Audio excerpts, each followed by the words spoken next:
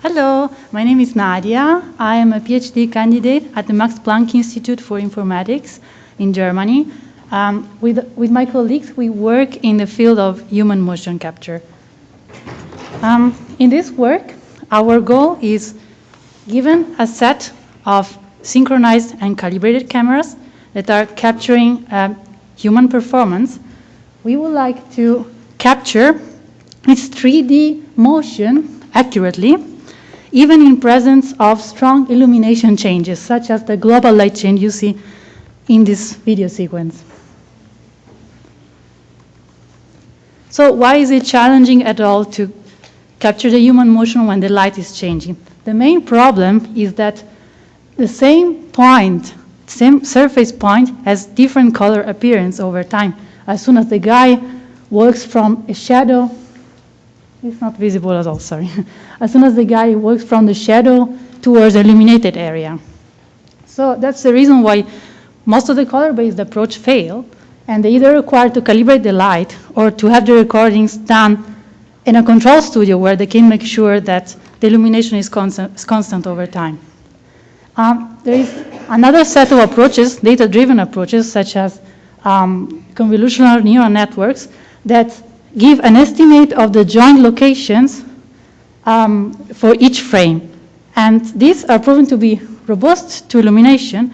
However, they only give sparse information on few joints that are typically also temporally unstable. So we resort in a combined approach, data-driven and color, that takes as input both 2D joint detections as well as pre-segmented input frame, which we use then to capture accurate human motion in presence of illumination changes. Our main contribution is a method for segmenting input frames to make them illumination-invariant, so that they can be used by any color-based approach to track successfully in presence of light changes. We formulate the segmentation, the material segmentation, as a graph-cut optimization approach, where the goal is to label each pixel in the input view with a material ID, such as shirt, pants, or skin. We use appearance costs that tell how similar is a pixel color with the corresponding material color. We do this for all the materials. In the picture, you see an example of the appearance cost for the skin material, where the arms and the face have been correctly identified as skin. However, there are also outliers in the background and on the shoes, for example, due to the fact that at those locations the color was very similar to the skin as well.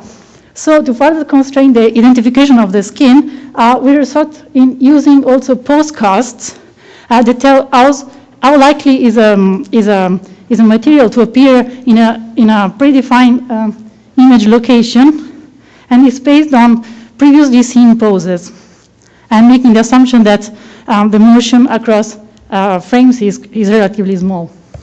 So with this, I show you some results. In these results, you see several light-changing sequences, global, soft, and has shadows, and we show that we are robust under all of these cases, and we are able to reconstruct the human motion. We also are robust under We are also robust under initialization, thanks to the fact that we used the data-driven approach as well. And we also compare to previous approaches that I mentioned, data-driven, color-based, and combined approach that did not use pre-segmented input, and show that we are qualitatively and quantitatively more robust to previous work.